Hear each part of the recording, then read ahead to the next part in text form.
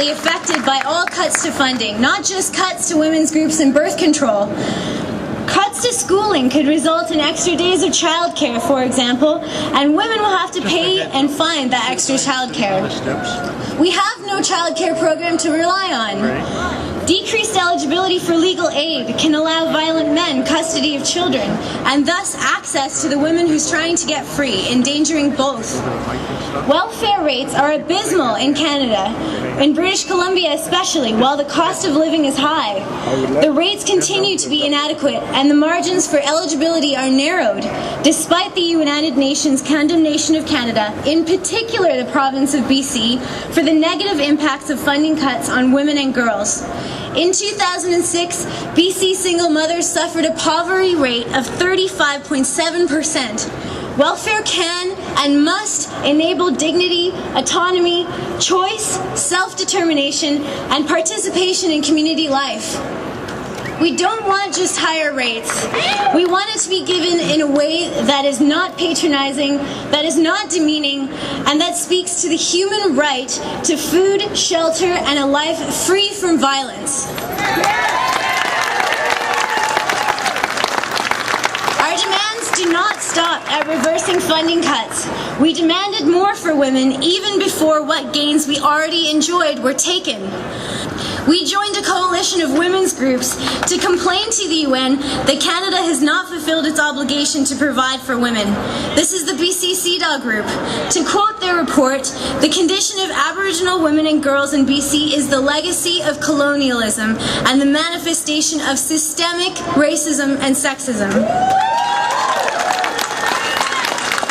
Funding cuts divide the community. When the provincial government refuses to fund community groups, services, and programs, people and communities who would naturally work together are forced to compete against each other for necessary funds. Economic insecurity undermines the bonds between us. Real democracy starts with secure funding for essential services like schools, legal aid, healthcare, and welfare, among others. It requires providing for the most oppressed so that every human being can participate in public life. It requires that wealth and power is shared and not hoarded, and in a democracy, we take collective responsibility for our community. This coalition is the beginning of the solidarity between us. When we come together to resist division, we are partners, and I look forward to working with you in the struggle for social change. Walk on down the road. There ain't nobody in the whole wide world is going to help you to carry your load. Walk on, boy.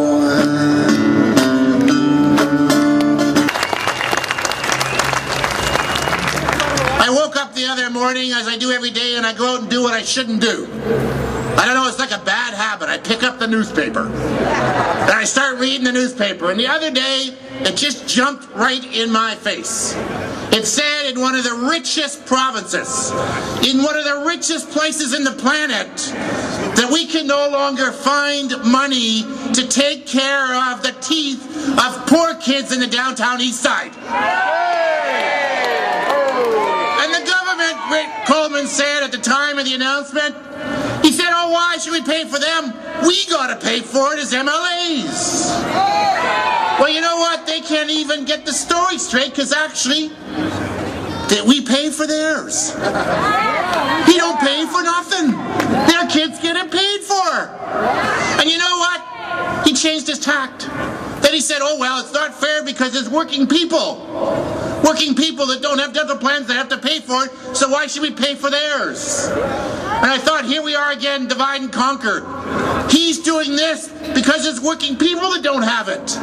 Well, let's be very clear. We're not going to be divided, because everybody deserves the services that they need to be healthy and decent in British Columbia. And that's what this province is about.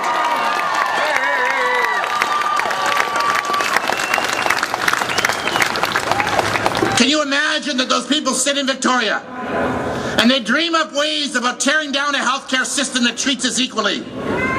Let me say, we cannot call ourselves civilized. We cannot be a province of decent human beings if people can't get health care. It's a public system, it belongs to all of us, and it is for everyone to use. And that's what we're fighting about and fighting for in this province.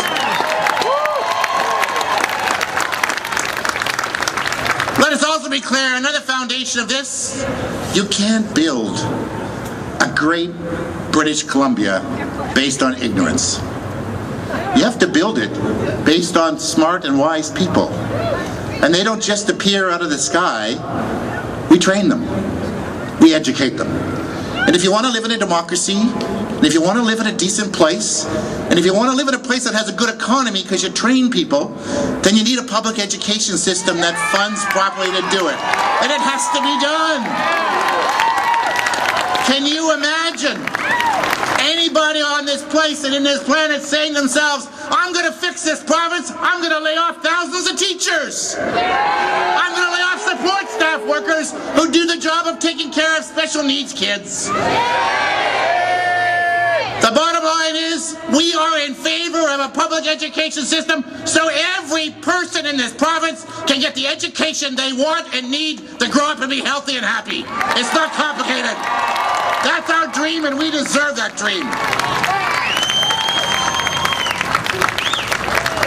And I'll tell you what drives me even more crazy is when I read at the paper every day and you pick it up and it says a couple things. First of all, we're all powerless, we can't do anything. But the second thing it says is we can't afford it.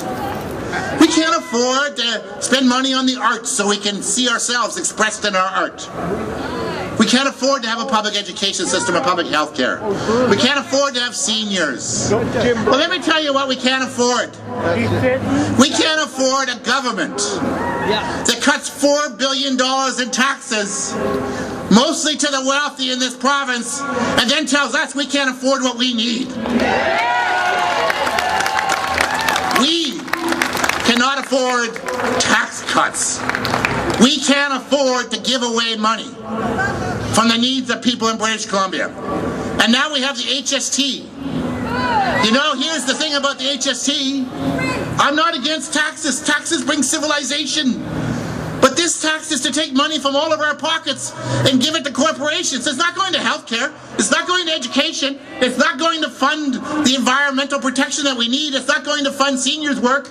It's going to give grants and tax cuts to people like Tech Kaminko, who made $3 billion last year. So what unites us in this coalition from all walks of life? We want a fair taxation system that gives governments the money they need to provide the services to build this province. To the people who aren't here today, to the people across this province, if you love this province, if you care about this province, if you want the best for your family, if you want your neighbors to be taken care of, if you want seniors who took care of you and built this province to be taken care of, then join with us today. Join with us going forward, because united we can take back this province.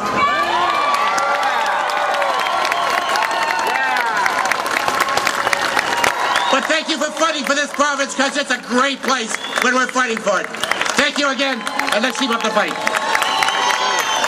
Thank you, Jim Sinclair. All our speakers, Gerri Sparrow Shamus Reid, Adrienne Montani, Kube, Fazeela Jiwa, and you. Thank you. Thank you. This innovative polling system, when realized, will become a potential tool to enable us, the citizens, bring about whatever social change is needed. Ongoing participation, or perpetual polling, is essentially what direct democracy is all about.